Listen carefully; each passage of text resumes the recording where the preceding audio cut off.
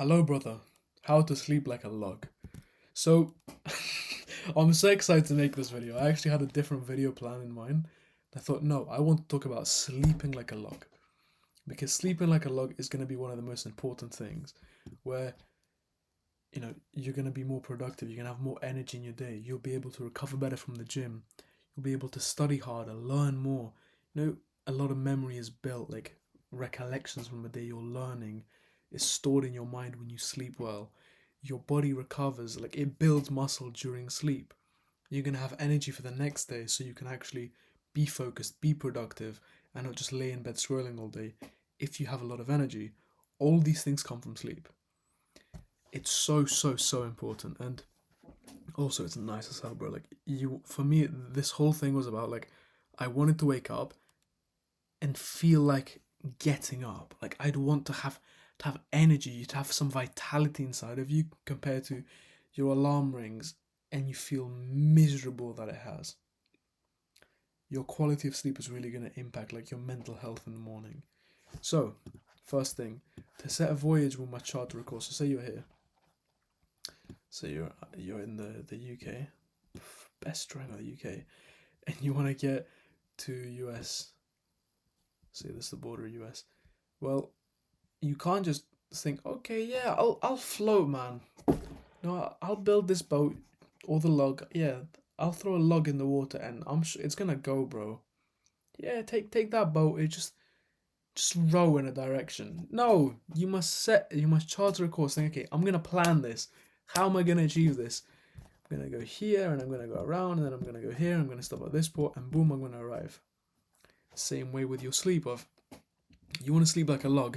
You can't think, yeah, when I sleep, I'm just going to sleep really well. No, you have to plan your sleep time. This is going to be the most important thing in this video, so pay attention. We sleep in 90-minute cycles. So we have, say, those times when you wake up and you feel really refreshed, you feel really good. A lot of that is based off when in your cycle you wake up. So if you can sleep for 9 hours and then someone wakes you up say this is a 90-minute block, and someone, oof, crazy nine, and someone wakes you up in the middle of it, you're gonna feel terrible, bro. It's like when your alarm rings and you're still in your dream and you can kind of hear it for a second.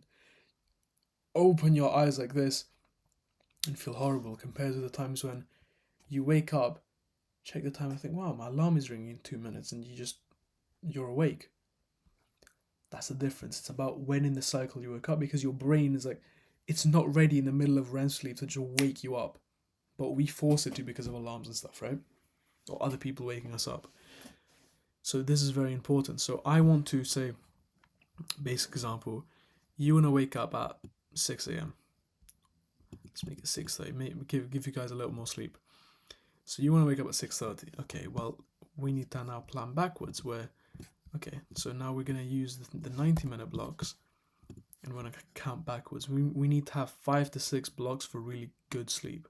So that's going to be 7.5 to 9 hours a night. So say even if we're going to sleep 7.5 hours, with your basic math, you could just count back and realize, okay, yeah, I need to sleep at 11. My dumb ass for many years would think, okay, yeah, right, it's 11 o'clock, yeah, switch things off, lay in bed. No! You need to sleep at 11, so you need to be in bed, say at 10:40, 10:45. You need, on average, 15 minutes of sleep. 14 minutes, to precisely say 15 minutes. You need 15 minutes from the time you're in bed, eyes closed, everything closed, like ready to sleep, trying to sleep, before you actually sleep. So you need to set that to okay, so 10:45 I need to be in bed. And then every single day you're going to think to yourself, okay, at 10:45 I'm going to be in bed. Now this isn't optional. This isn't like, okay, yeah, I'll give myself time for sleep.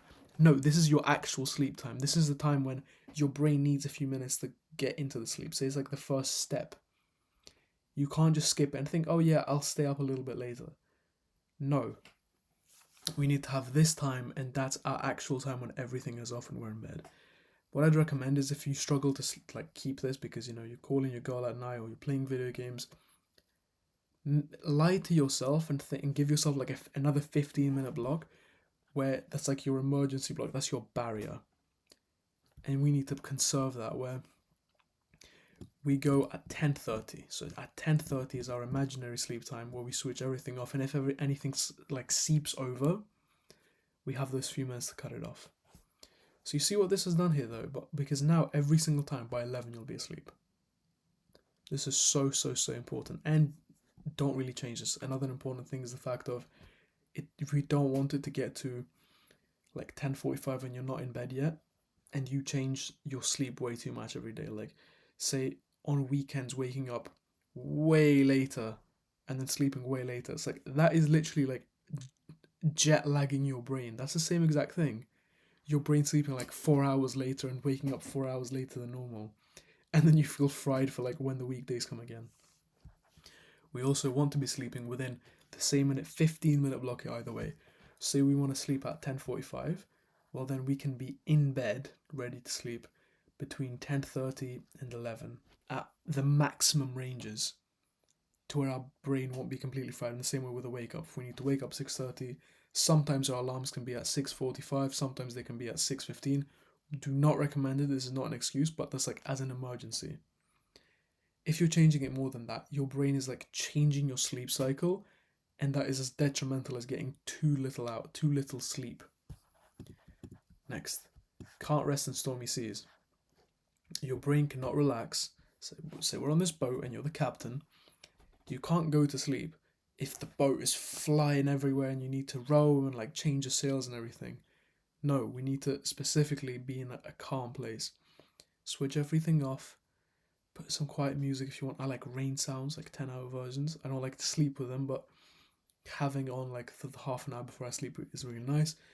And don't allow yourself to get agitated. Don't go play video games, because resting is not going to be through video games. Like, if we scanned your brain, would your brain be really calm and not have a lot of activity going on while you're playing video games, or would it be flashing everywhere? It'd be flashing everywhere like crazy. Same way with scrolling. We don't want to scroll and then something emotionally affects us, really positively or really negatively. Same with text. Just cut everything off.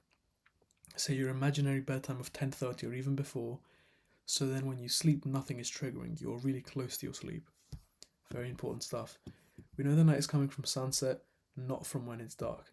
This has to do with the barriers I'm talking about before, but I really want you to keep that in mind. Where think, okay, how do you know the sun is gonna set soon? Like, it's gonna be night. Do you know it's gonna be night because it just like switches off a light switch, and oh, it's dark now? No, it progressively gets darker and darker. Plan your day accordingly to that. Don't put a lot of work that you can't move right before your sleep, because it's going to seep into your sleep. I am a big victim to this problem, but I'm recommending it to you so you try avoid it, and for my future self. Don't put big tasks right before your sleep, because sometimes you're going to get into like a really good flow, you'll really like the work and just miss your sleep. Or you'll then just cut it off, try sleep, and your mind is still attached to this. Try just have like calmer things before you sleep. Try do all your productive stuff like as early into the day as possible. Additionally, like your energy is higher during that time, and have like more more adjustable and less important stuff during this time. Like, read some books during this time. Have an extra meditation session. Don't put your studying 20 minutes before sleep. Finally, row at the same pace daily. This has to do with this point here of not changing your sleep schedule too much. But this has to do with like, okay, so what do you do at the weekends? I would say just get up anyway at the same time. Try sleep at the same time, maybe like within 15 minutes later, and get up like 15 minutes later. But don't change everything too much. And this hurts your ego and it hurts your productivity. Like, I used to wake up at 4:58 during like the school year, and during the weekends wake up at like 8 or 9. Bro, then every Monday my brain would be like it got jet lagged. My dog just came into my room. And you really don't want that to happen, bro. You don't want to allow your brain to literally feel jet lag and fried between weekdays and weekends. Just try and make a timetable that you stick to, and get up early on the weekends, bro. Get up before your family. Do your productive stuff. Have like an extra nice 2 hours. And then just get on with the rest of your day. Rest for the rest of the day, but now have everything productive and you're going to feel rested all the time. Keep that in mind and try and make good changes with this.